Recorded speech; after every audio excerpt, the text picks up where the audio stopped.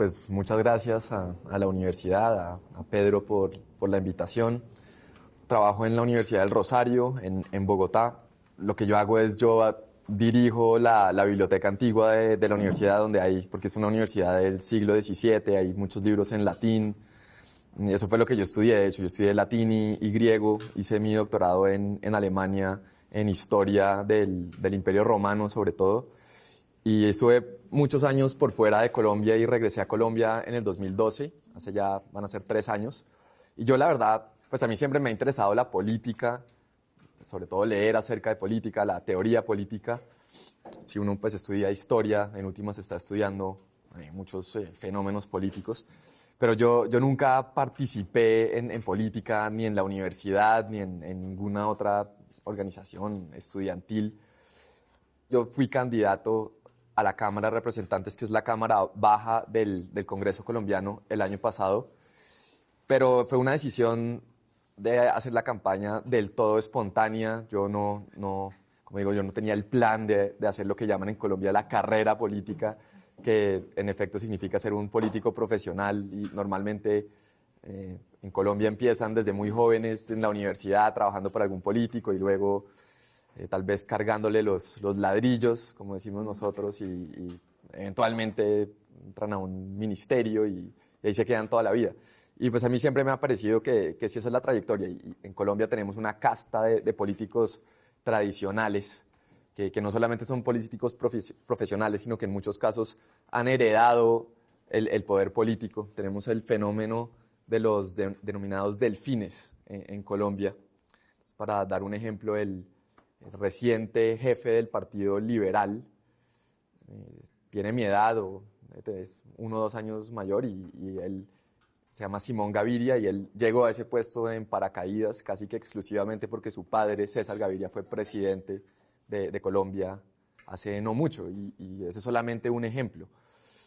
Entonces yo siempre me he opuesto más o menos a esta clase política tradicional. Mi familia no es política, yo no he heredado votos como dicen en Colombia, ni tampoco dispongo de una maquinaria, porque en Colombia la política tradicional se hace con maquinaria que es un eufemismo para decir, en efecto, la compra de votos, y ir a los barrios en una ciudad como Bogotá o a los pueblos y entregar cerveza o lechona y hacer la fiesta y ahí sacar los votos, pues así es como se hace tradicionalmente.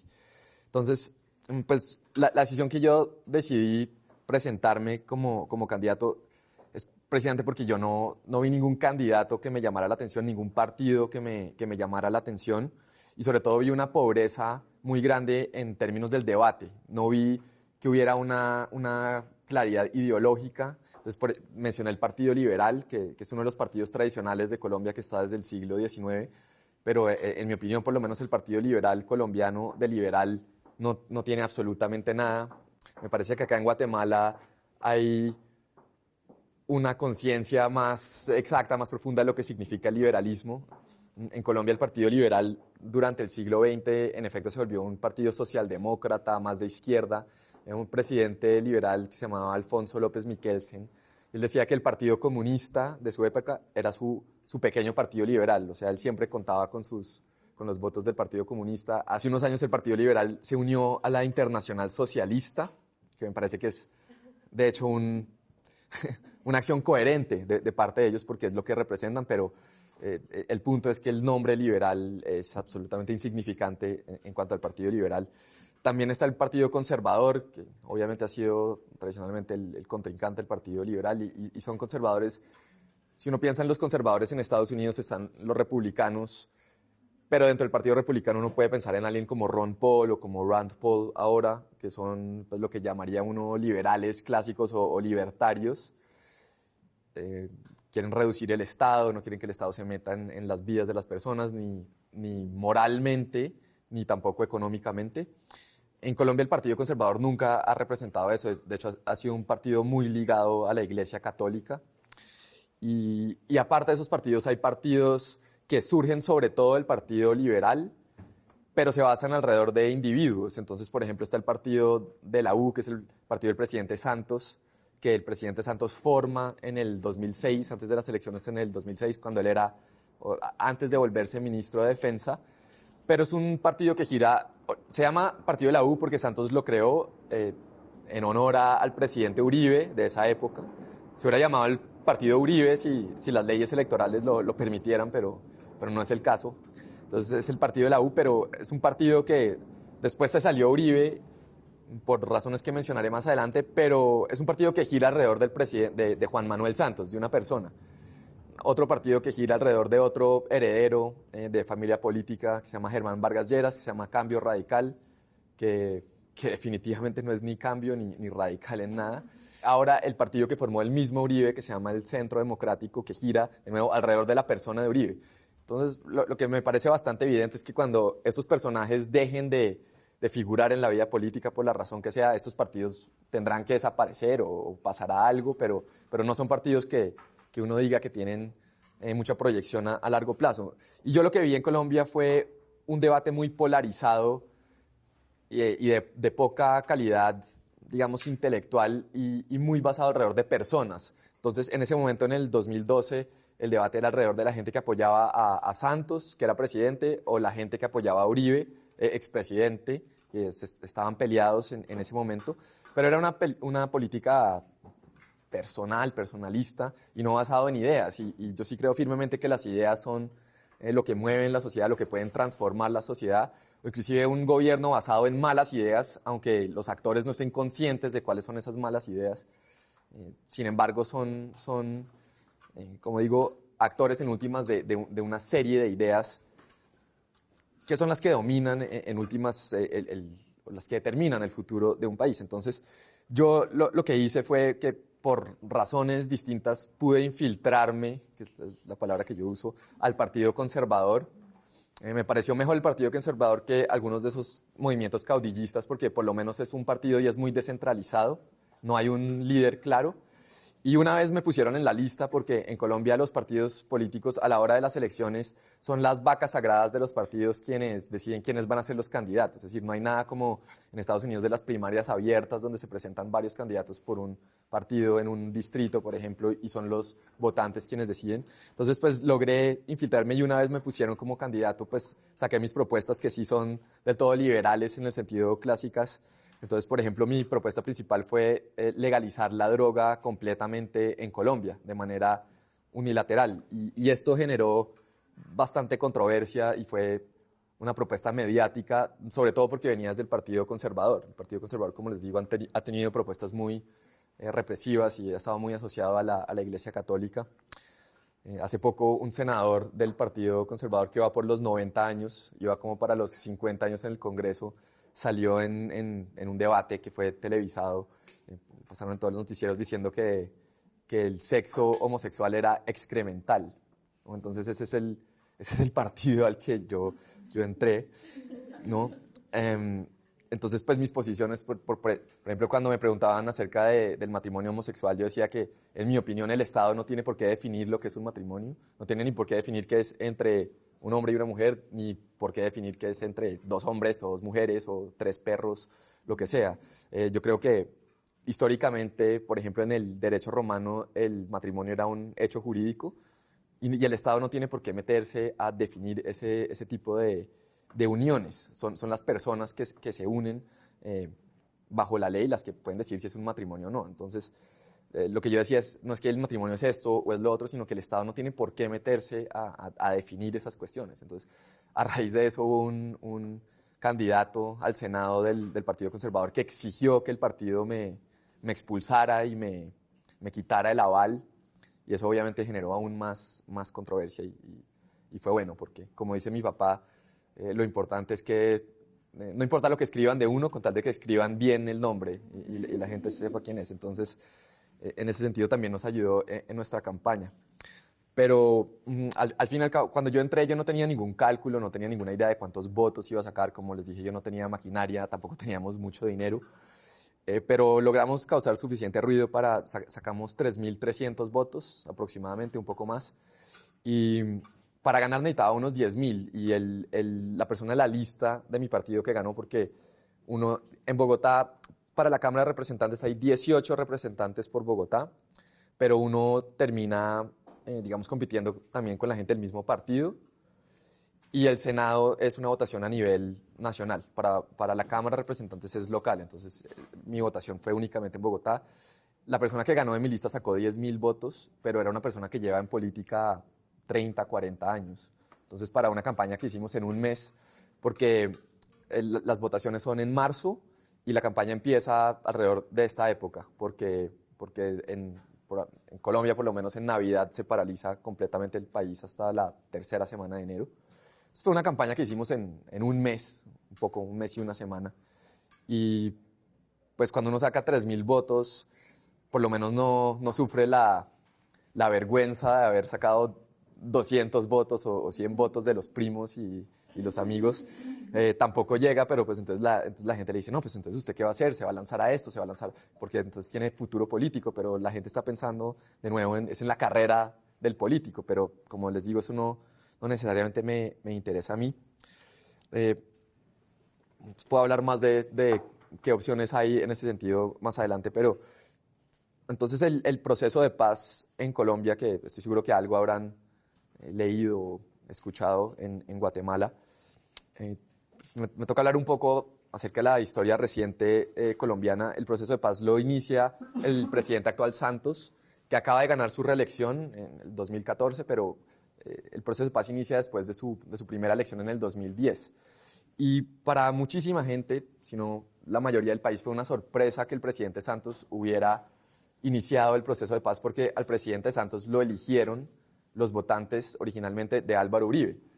Juan Manuel Santos había sido el ministro de Defensa de Álvaro Uribe del 2006 al 2010 y Álvaro Uribe lo puso ahí en ese puesto, que era el puesto más importante del país políticamente, aparte del presidente, porque toda la política de Álvaro Uribe se basaba en lo que él llamaba la seguridad democrática. En esencia era una política muy agresiva en contra de la guerrilla de las FARC, porque de 1998 al 2002 estuvo un presidente que venía del Partido Conservador que se llamaba Andrés Pastrana, y también desde su campaña, su propuesta principal fue la paz con las FARC, porque las FARC estaban muy fortalecidas, estaban controlando unas grandes zonas del país ya directamente, habían expulsado al Estado de zonas estratégicas. Entonces lo que hace Pastrana es que llega al poder y inicia un diálogo con las FARC, pero para ese diálogo desmilitariza una zona muy grande en el centro del país, una zona de miles y miles de kilómetros cuadrados que en efecto era más grande que Suiza. Y ahí las FARC tenían libertad absoluta para hacer lo que quisieran, y lo que terminaron haciendo fue secuestrando, manteniendo ahí a los secuestrados en condiciones extremadamente precarias, llevando a cabo actividades de narcotráfico, todo tipo de actividades criminales y de entrenamiento militar para ellas mismas fortalecerse. Cuando el proceso de paz ya es evidente que no va para ningún lado, el presidente Pastrana se ve obligado a bombardear esa zona y de hecho comienza la nueva ronda en la guerra. Y en esas circunstancias, porque la zona de distensión no era popular, porque la gente veía lo que estaba pasando, surge Álvaro Uribe como presidente, gana las elecciones del 2002 y surge, se podría decir que de la nada, porque él no era muy conocido unos años antes. Él había sido alcalde de Medellín, es la segunda ciudad más importante de Colombia, y el gobernador de Antioquia, que es el departamento donde está Medellín como capital, pero el hecho es que no era muy conocido y él se hace a conocer con un discurso que se podría decir muy agresivo, muy guerrerista, inclusive contra las FARC y en contra del gobierno de Pastrana. Y el hecho es que barre en las elecciones del 2002 porque mucha gente ha tenido que dejar el país por la guerra, por las FARC sobre todo. Las carreteras del país eran inviables porque las FARC hacían lo que se llamaban pescas milagrosas, es que hacían un retén y paraban a la gente, y si a alguien le llamaba la atención lo secuestraban. Era realmente un caos. En el ámbito internacional, en revistas de relaciones internacionales, se hablaba de Colombia ya como un Estado fallido.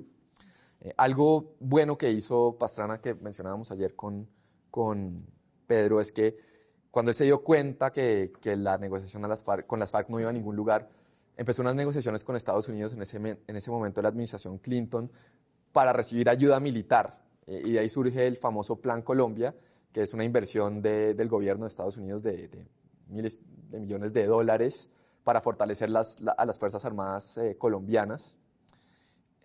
precisamente para su lucha en contra de las FARC. En ese momento también se dio el atentado del 2001, en septiembre del 2001 en Estados Unidos, y ahí surge toda la lucha global contra el terrorismo, la famosa guerra del terrorismo que lanza el presidente Bush en Estados Unidos. Y la estrategia, digamos, diplomática o global del gobierno de Uribe fue encajar el conflicto colombiano dentro de esa guerra contra el terrorismo, y logró que varios países, Estados Unidos, por ejemplo, la Unión Europea, clasificaran a las FARC como un grupo terrorista. Entonces, Uribe hablaba constantemente de la amenaza terrorista, o decía narcoterrorista, porque en efecto, es lo que voy a mencionar más adelante, las FARC es quizá el cartel más grande de las drogas de todo Colombia desde hace varios años.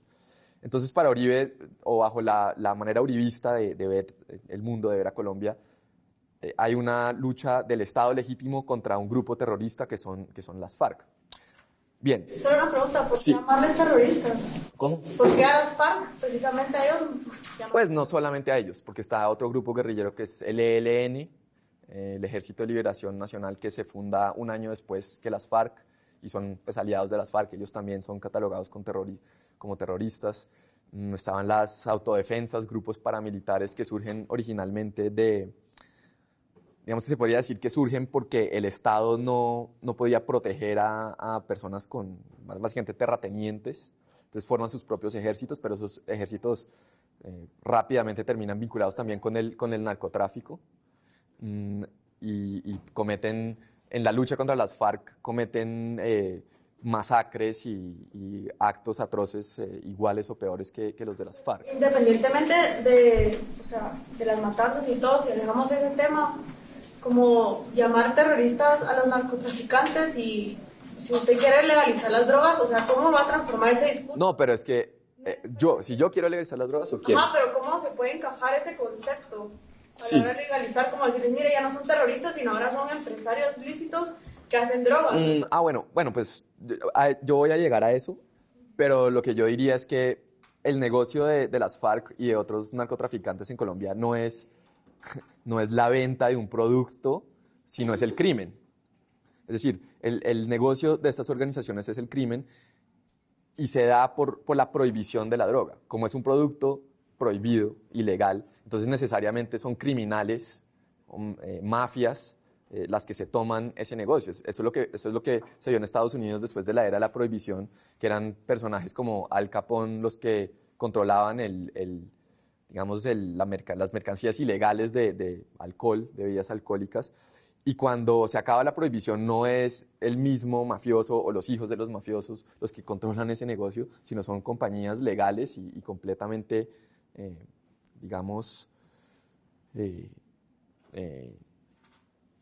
pues compañías que operan dentro de toda legalidad con todo tipo de garantía, y yo estoy seguro que eso es lo que pasaría también en Colombia. Para mí la legalización es una manera de quitarle el poder a las mafias y permitir que actores legítimos entren a ese mercado. Pero volviendo al tema de Uribe y Santos, entonces, una de las primeras cosas que hace Santos cuando es elegido, y como digo, la mayoría de las personas en Colombia piensan que Santos va a seguir con la misma política de Uribe, que es una estrategia militar, que vale la pena mencionar que sí mejoró muchas cosas la política de seguridad de Uribe, porque la gente, por lo menos, cuando Uribe sacó al ejército a las carreteras del país y al campo, la gente podía por lo menos andar por las carreteras del país. Sí mejoró mucho la percepción de la seguridad, de eso no hay duda, pero la meta principal, digamos, la gran estrategia del gobierno de Uribe era eliminar a las FARC, acabar con las FARC, y eso no se logró. Sí las diezmaron, sí las arrinconaron, sí las debilitaron, pero no lograron acabar con las FARC. Las FARC siguieron, que bajaron de posiblemente 20.000 miembros a unos 7.000, 6.000 miembros, como se estima que es hoy en día su fuerza de pie. Sí, es verdad, pero no pudieron acabar con las FARC completamente. También, entre otras cosas, porque cuando surge el gobierno de Venezuela, cuando surge el gobierno de Ecuador, los gobiernos actuales, pues las FARC encuentran un santuario en esos países vecinos. Entonces eso dificulta aún más la lucha. Pero el hecho es que la vía militar no funcionó. A eso del 2003, diría yo, había un ministro del Interior de Uribe, que se llama Fernando Londoño, y él salió a decir que ya en todo el departamento del Putumayo, que es un departamento del sur de Colombia, no había ni una hoja de coca, que ya habían acabado los cultivos de coca.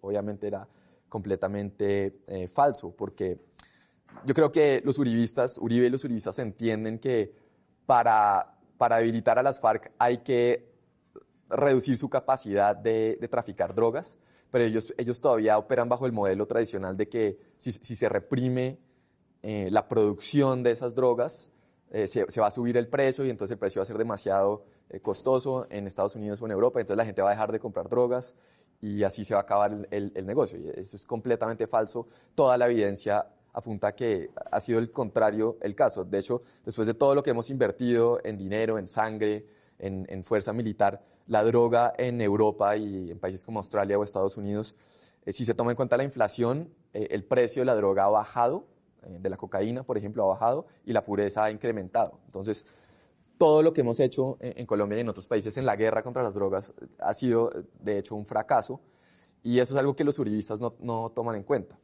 Pero ahora, entonces lo que hace el presidente Santos es que para negociar con las FARC, lo primero que tiene que hacer es reconocer el conflicto armado.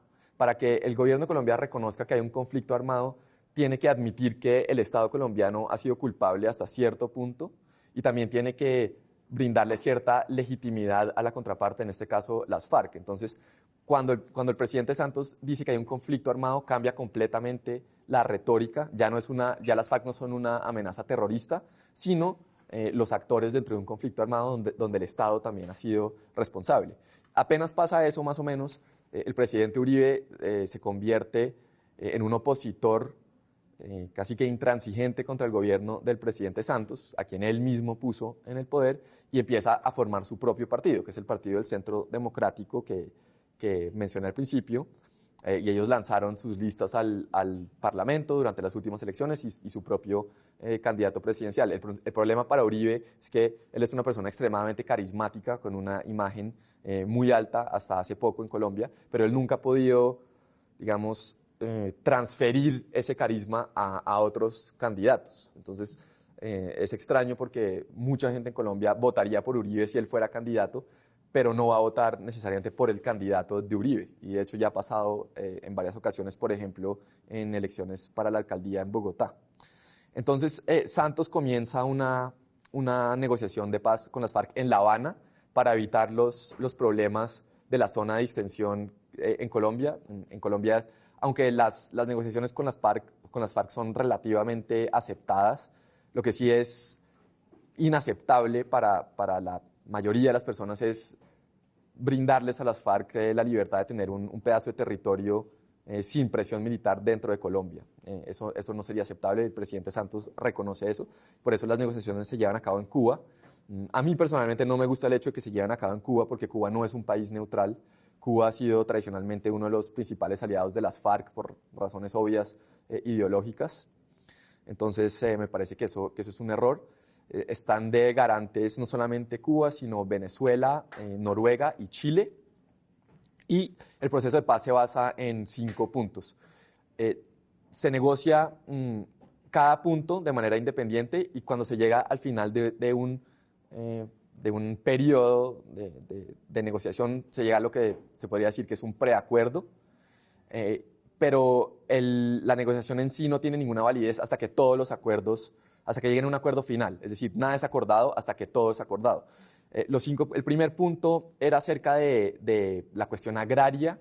Las FARC han luchado tradicionalmente, según ellos, por digamos, el campesino, en contra de la oligarquía, en contra de intereses económicos grandes. Entonces, ese fue un tema que se incluyó como el primer tema. El segundo tema fue el tema de participación política de la oposición, es decir, de las FARC.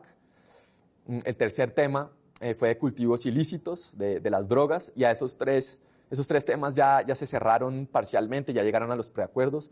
Los 2 temas que faltan son de las víctimas, de cómo se va a recompensar de alguna manera las víctimas, o cómo se va a, por ejemplo, a devolver las tierras de las personas que han sido desplazadas. Y el último punto tiene que ver con la dejación de las armas, con el abandono de las armas por parte, obviamente, de las FARC. Y cuando se lleguen al acuerdo de los 5 puntos o al acuerdo final, habrá un referendo para que el pueblo colombiano en una elección pueda decidir si acepta esas condiciones o no. Bien, entonces ese es, digamos, el marco general del acuerdo de paz.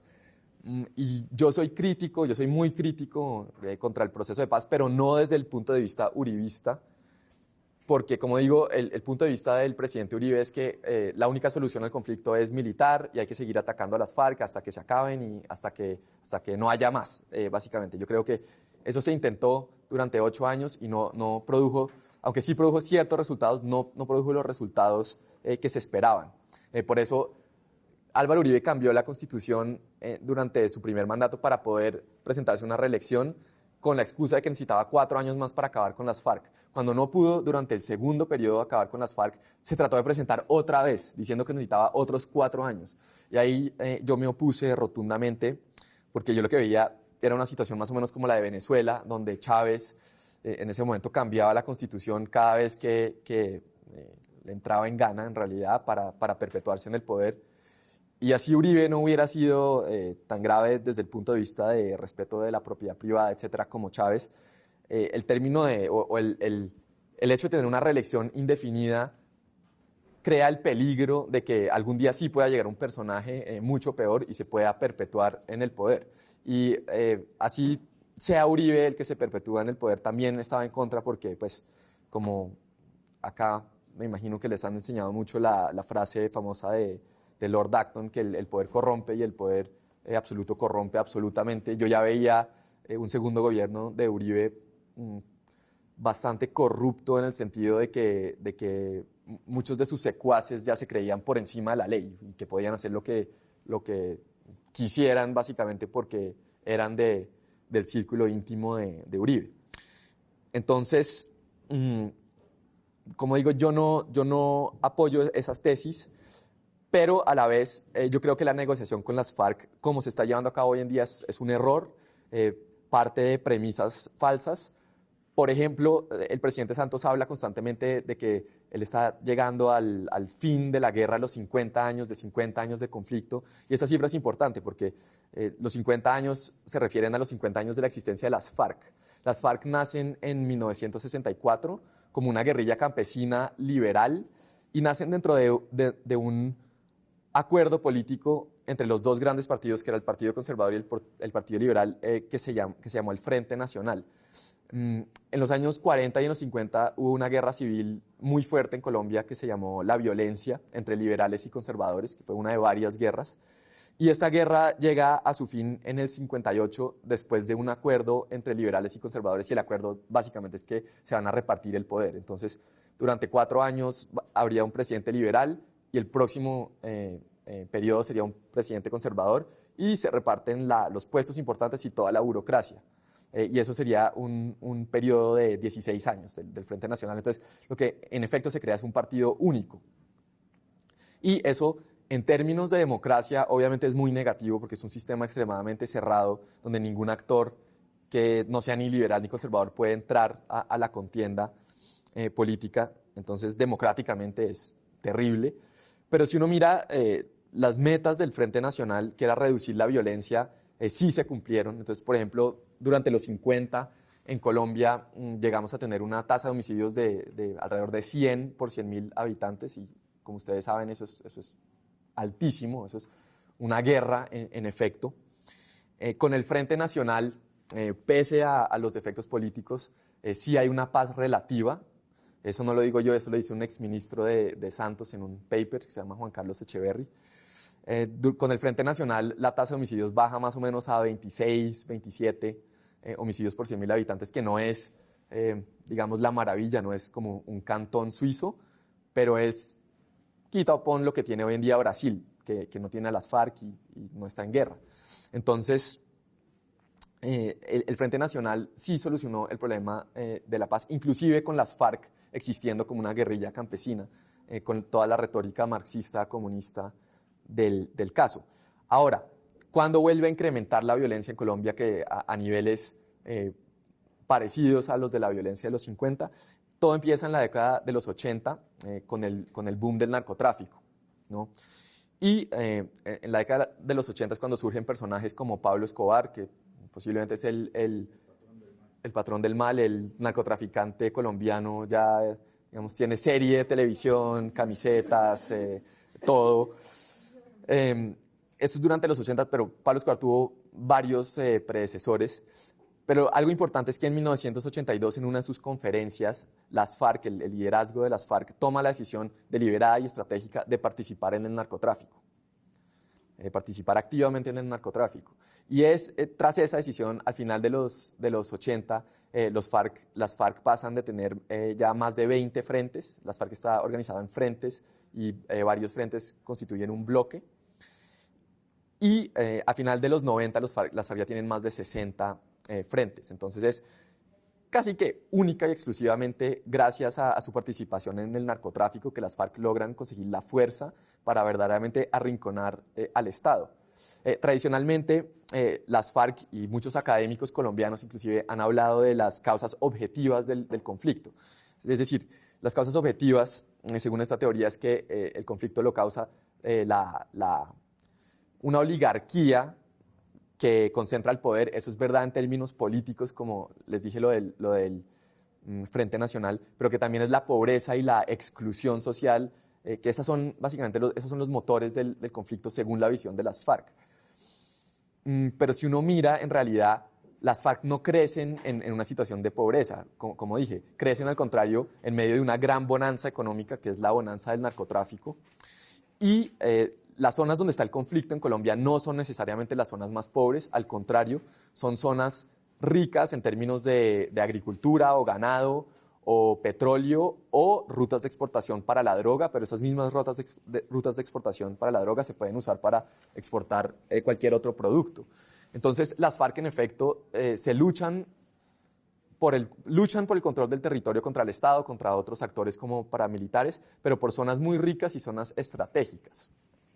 Y como digo, el verdadero crecimiento de las FARC se da con el narcotráfico.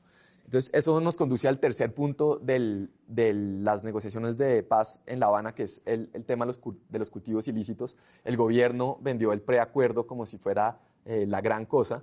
Y básicamente lo que dice las FARC es que ellos se comprometen a salirse del narcotráfico, a darle la información que tienen al gobierno y ayudar al Estado a erradicar los cultivos.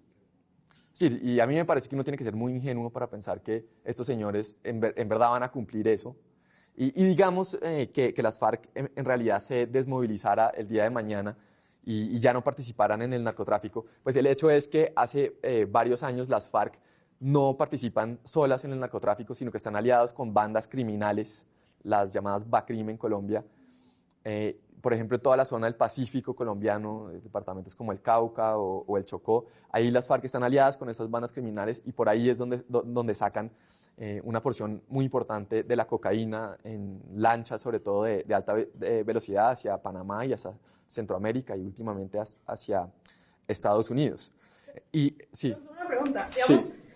Pues a mí no me queda claro, no sé, es cómo es la relación, digamos, entre pues, el narcotráfico y las FARC, o sea, ¿cuál es la función de ellos? ¿Secuestran personas o, sí. ¿o qué es lo que hacen, digamos, básicamente? No, en el narcotráfico hay algunos frentes, las FARC es una organización descentralizada, pero hay algunos frentes que participan directamente en el narcotráfico. ¿De traficar? De traficar, o en otros casos simplemente, digamos, cobran impuestos a productores, a pequeños productores o a otros narcotraficantes, o están en alianzas con bandas criminales que se dedican casi que exclusivamente al narcotráfico. Entonces es difícil decir que hay una manera en la cual las FARC está involucrada en el narcotráfico, pero pues según personas estudiosas del tema, pues las FARC son quizá el cartel más grande de drogas del mundo, sino uno de los carteles más grandes de droga. Pero no la producen. No, sí la producen también. Claro. Entonces son narcotraficantes. Sí, no, sin duda alguna que son narcotraficantes.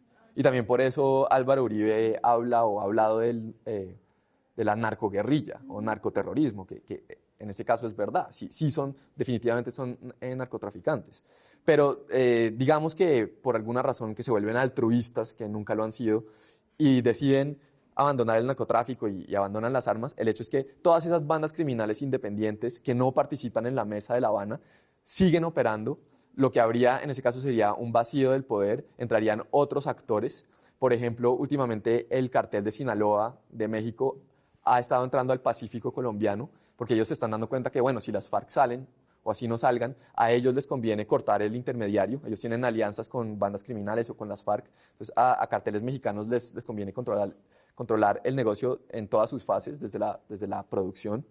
Y simplemente el conflicto colombiano va a entrar en otra fase, posiblemente más violenta, o probablemente más violenta que la que hemos vivido en los últimos años, a menos de que se solucione el problema del narcotráfico. Y ese problema, en mi modo de ver, solamente se puede solucionar con la legalización.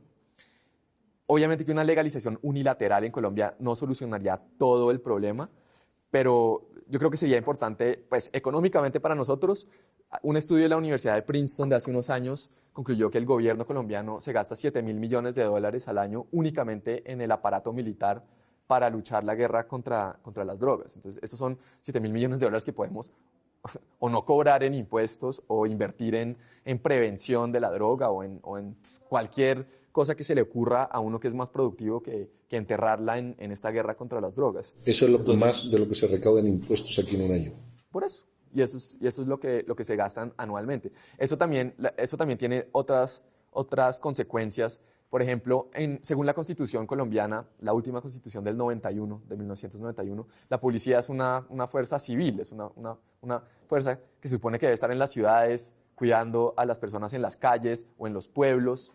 Y por la guerra contra las drogas, por ayudar al ejército, a las Fuerzas Armadas a perseguir a personas como Pablo Escobar o a los señores de las FARC, la policía en efecto se volvió un brazo de las Fuerzas Armadas, con helicópteros y armamento pesado. Y digamos en Bogotá hay una inseguridad muy grande, y en parte eso se debe a la guerra contra las drogas porque la policía está cumpliendo otras funciones, está detrás de narcotraficantes, en contra pues, del microtráfico en ciertos lugares de la ciudad, y no está cumpliendo su deber, Entonces, la guerra contra las drogas también tiene un efecto muy, muy negativo en el sistema judicial colombiano, que está completamente sobrecargado con casos relacionados al narcotráfico. Y son casos cuyo origen en últimas no son en Colombia, porque si no existiera la demanda por la cocaína en otros países como en Estados Unidos o en países europeos, pues esos casos no nos tocaría solucionarlos solos a nosotros. Entonces, creo que también la corrupción. El presidente Ernesto Samper del Partido Liberal, que ganó la elección del 1994, después resultó que su campaña fue financiada en gran parte por el cartel de Cali, que fue el cartel que reemplazó al cartel de Medellín después de que mataron a Pablo Escobar. Y ahí ustedes pueden notar la tendencia de que siempre hay un enemigo, Pablo Escobar, el otro cartel, las FARC, los paramilitares, y siempre se supone que el gobierno va a llegar a una solución, ya sea bajándolos o negociando o encarcelándolos, y siempre surge un nuevo enemigo, porque con estos fondos del narcotráfico simplemente hay demasiada plata para hacer terrorismo o hacerle la guerra al Estado o a la población civil.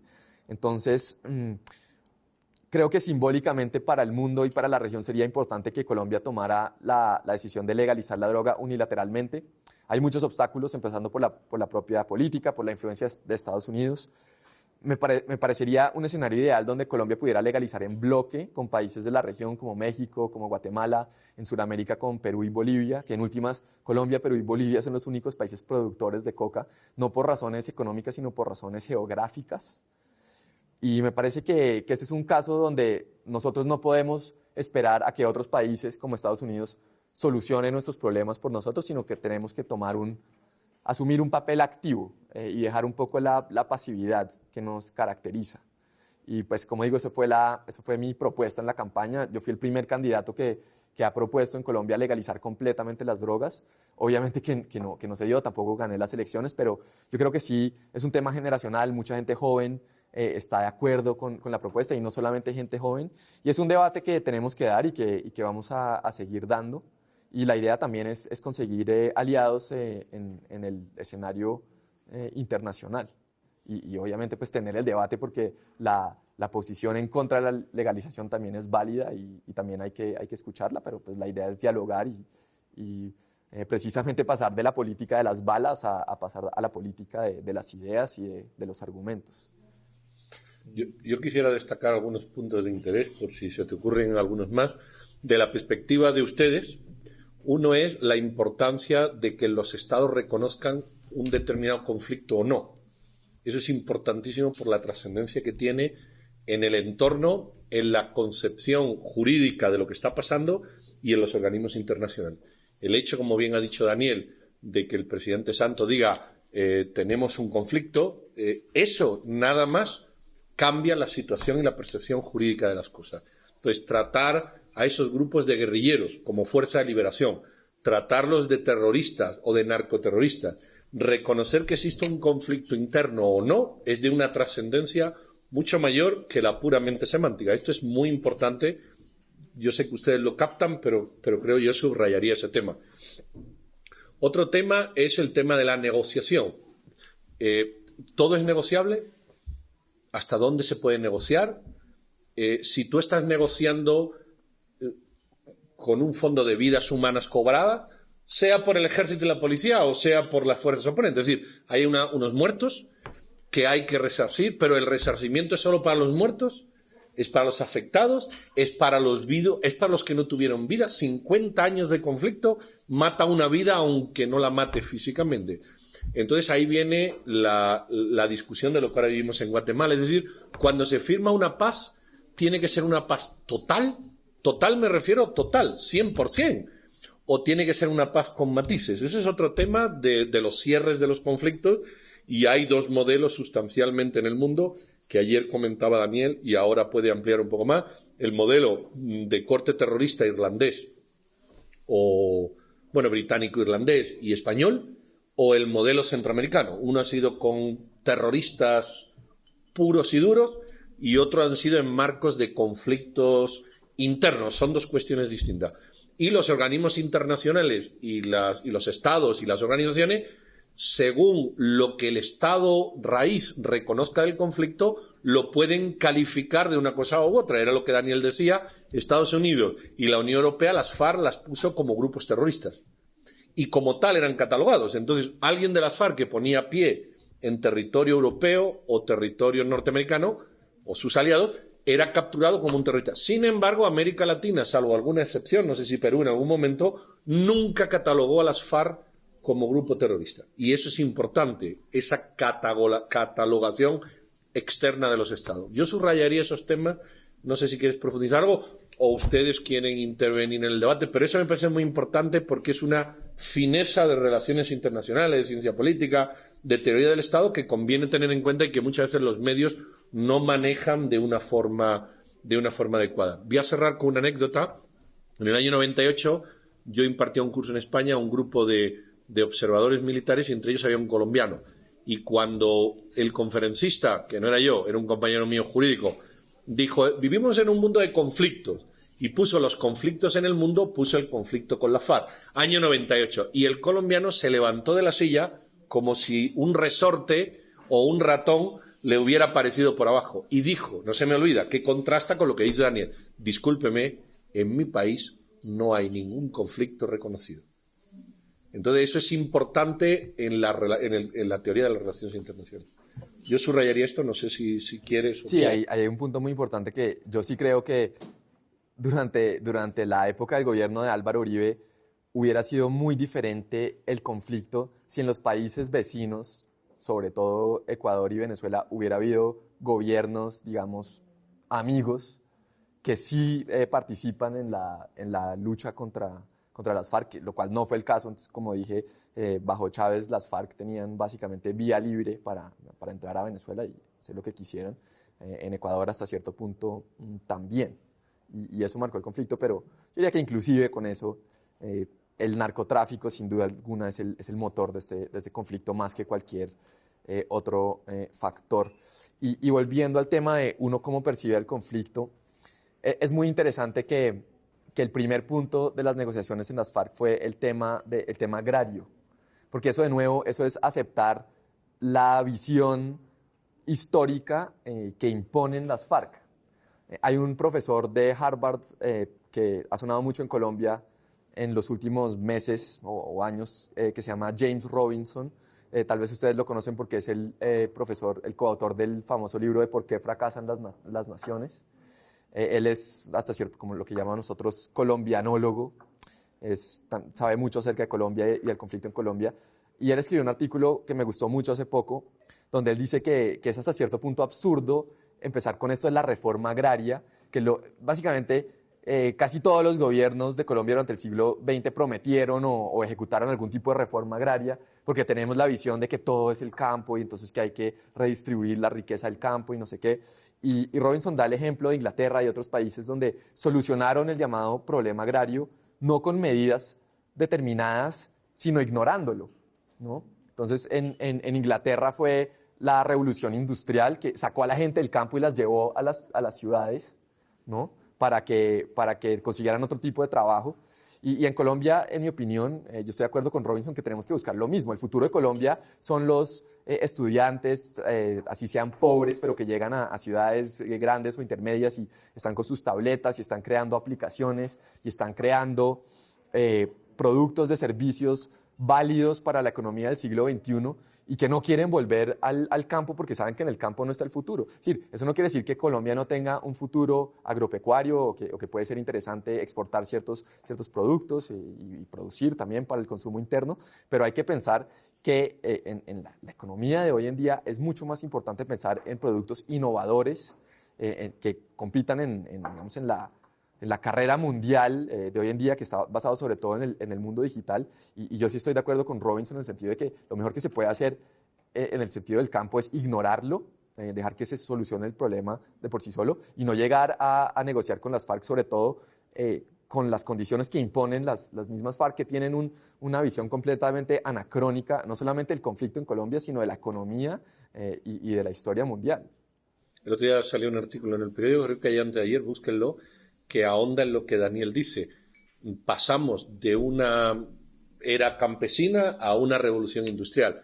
Y el autor decía, lo que estamos y no nos hemos dado cuenta es en una segunda revolución industrial, donde el señor de la fábrica, el artesano, el manufacturero, todos esos también se están perdiendo en beneficio o detrimento de lo que Daniel ha dicho, de la nueva era digital. Entonces ahora estamos en una tercera revolución o en una segunda revolución industrial donde todos estos que antes tenían grandes empresas, grandes fábricas, los carros, la locomotora, todas estas cosas de la revolución industrial, ahora al aplicar la tecnología se reduce el nivel de mano de obra y lo que tiene que haber es una readaptación a la era. Me parece muy importante. Y entonces basar la riqueza en el tema agrario, que ya había sido superado en teoría por la revolución industrial, ahora, como muy bien dice Daniel, es anacrónico porque ya tienes dos revoluciones industriales y un señor con tierras y ganado es más propio del siglo XIV que del siglo XXI, donde un señor en una computadora o ustedes con una agenda y un bolígrafo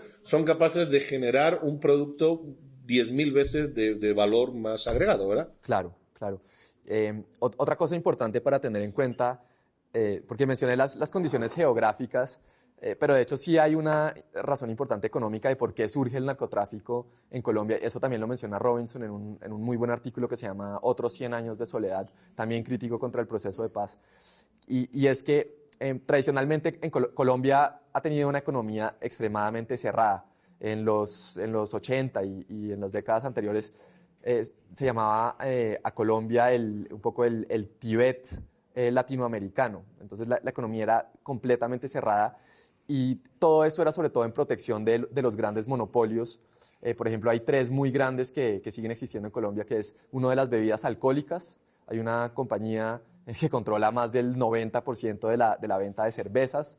En servicios financieros hay un monopolio similar y en gaseosas, en productos como soda. Y obviamente esos monopolios se mantienen para mantener el poder de las familias o de los individuos que lo dominan.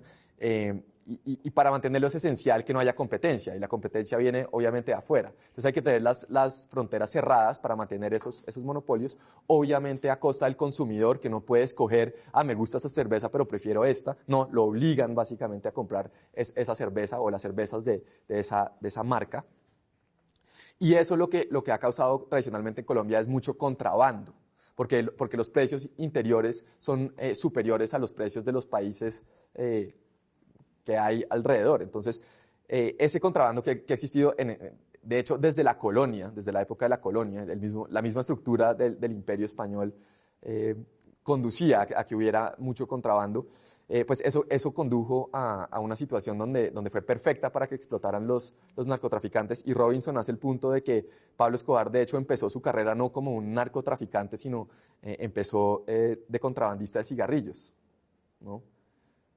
Entonces, y ese es un problema que aún hoy en día se ve en Colombia, y ese problema de la economía muy cerrada es un problema que tampoco está sobre la mesa en La Habana, y de hecho mi preocupación es que como el gobierno está negociando con las FARC como marxistas, que están en contra del libre comercio, están en contra de la globalización, etcétera, va a conducir a Colombia hacia un camino económico equivocado, que es el de menos apertura, el de más proteccionismo, el de más aranceles, y no estar compitiendo en medio de la economía mundial, que es donde está el futuro, sobre todo en este siglo. Solo si, digamos, las FARC tienen ideología tal vez de corte marxista, o sea, al final van en contra de su propia ideología al involucrarse con el narcotráfico, por ejemplo, si se ve. Pues sí, ellos tienen su ideología, pero yo lo llamo más que todo retórica, es decir, la retórica no necesariamente se basa en alguna, es sofismo, ¿verdad? Sí, ellos mantienen su línea anticapitalista, etcétera, pero son uno de los carteles más grandes del mundo. Obviamente hay una contradicción, pero yo diría que también es muy difícil determinar cómo piensan las FARC, porque las FARC no piensan como actores racionales que uno puede conocer en otros caminos de la vida. Entonces, yo diría que tal vez ellos en el fondo sí son comunistas y justifican su participación en el narcotráfico como una manera de financiar la lucha armada contra el gobierno. Por lo menos yo creo que eso es lo que dirían ellos, a menos de que nieguen completamente que participen en el narcotráfico, lo cual sería patentemente falso. Pero esa sería la justificación de ellos. Yo sí creo que ha habido un avance, digamos, en el tema de negociación, pero... ¿Un avance en qué, perdón? Digamos, en el tema de negociación, sí. Yo leí que ya han habido como 3 presidentes que intentaron y que no fue como que tan bueno, pero como que a mí lo que me da duda es más como el cumplimiento, como usted decía, es como algo muy ingenuo. Y viéndolo desde el punto de vista político, simplemente hay pocos actores ahí metidos, yo no sé si son 40 de cada bando, no sé cuántos son específicamente, que están ahí involucrados, pero ya cuando hagamos de cuenta que se pacte lo que se pacte, o sea, eso hay que traerlo, digamos, la ciudadanía, como usted va a votar a nivel institucional, va a haber apoyo para que se respete lo pactado, porque en Guatemala por lo menos no hubo. Sí. Bueno. Y a nivel internacional, pues, digamos, se está violando como el Estatuto de Roma, Estados sí. Unidos va a hacer una gran presión, entonces... Aparte de lo que ya se tiene ahí, o sea, viene algo más después, que claro. Yo no sé si ellos ya están visualizando. Bueno,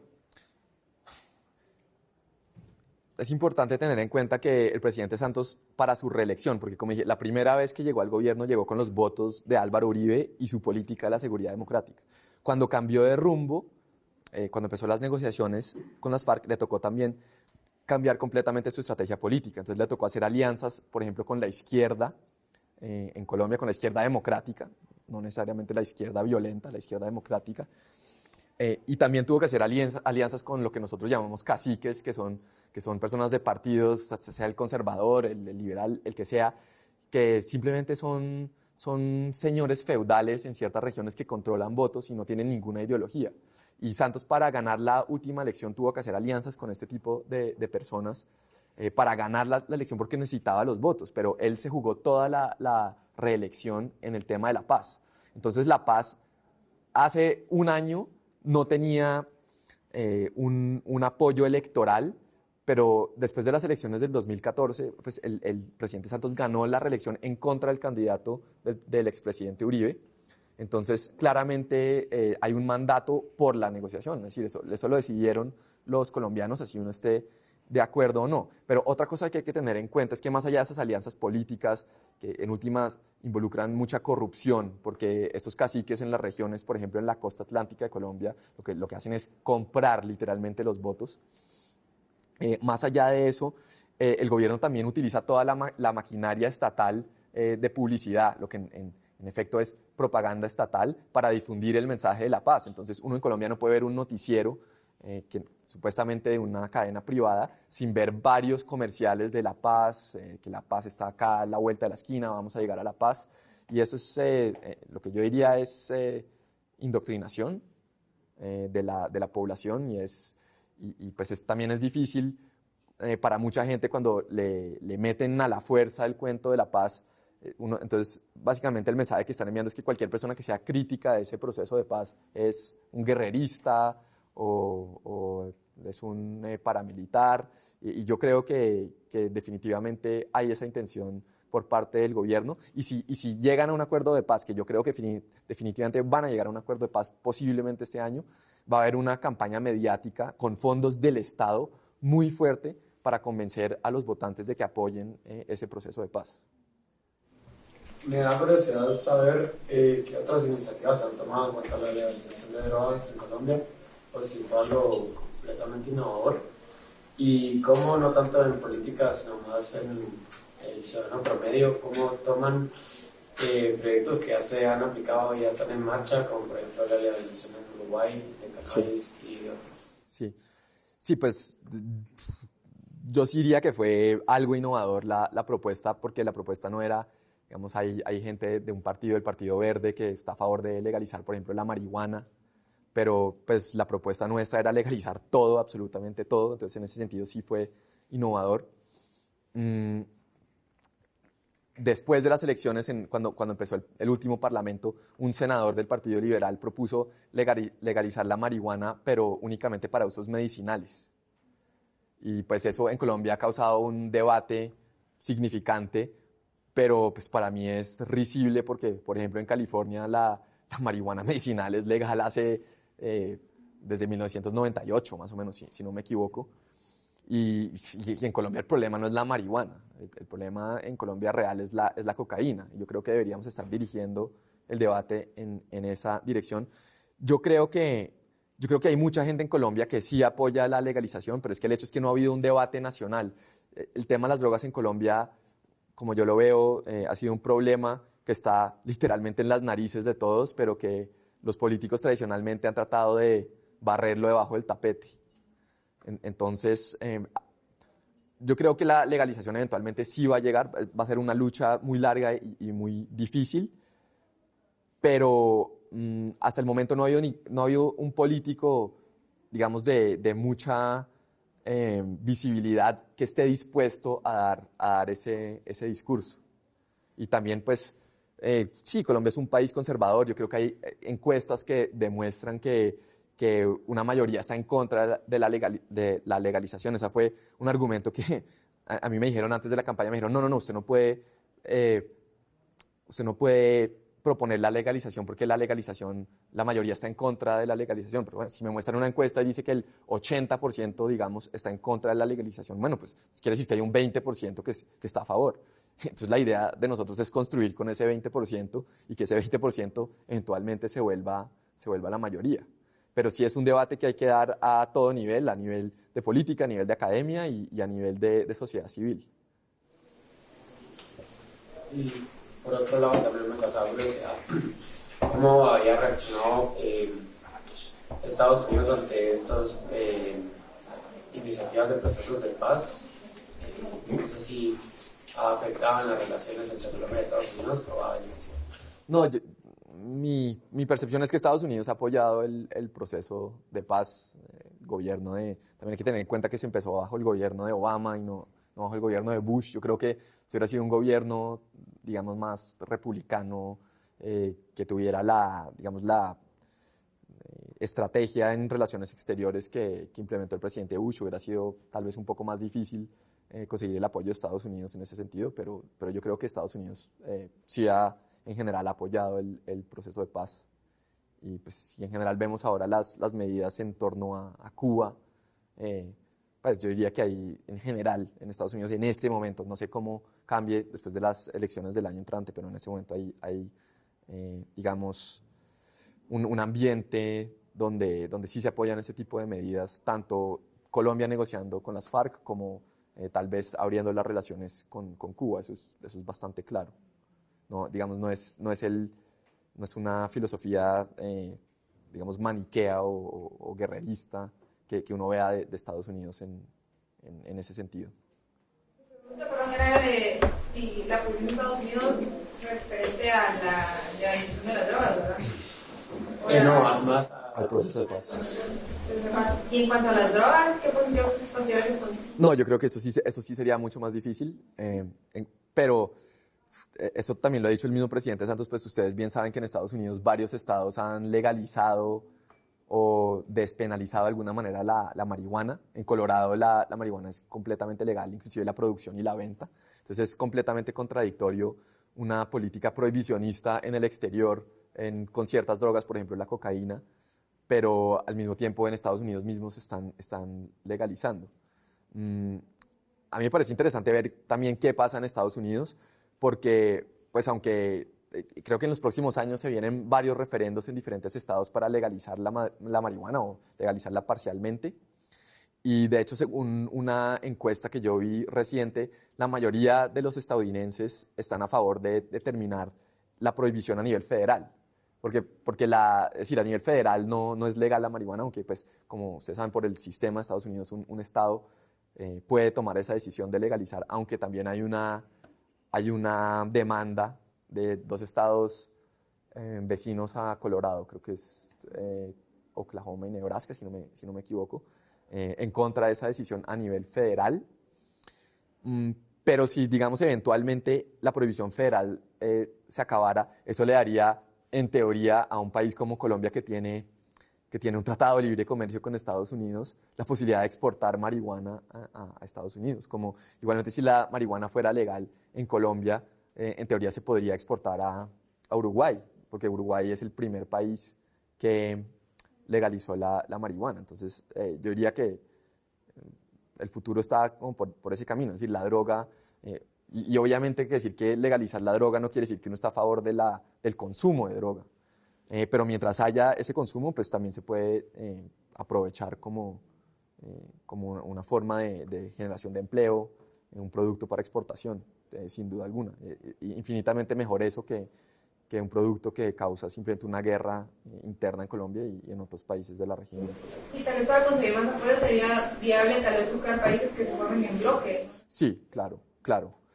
Eso, lo que yo he dicho es que idealmente sería una legalización, si es necesario, unilateral en Colombia, porque me parece que Colombia es el país que simplemente por su historia reciente y a través del mundo, yo creo, desafortunadamente, mucha gente asocia inmediatamente a Colombia con personas como Pablo Escobar o con la cocaína.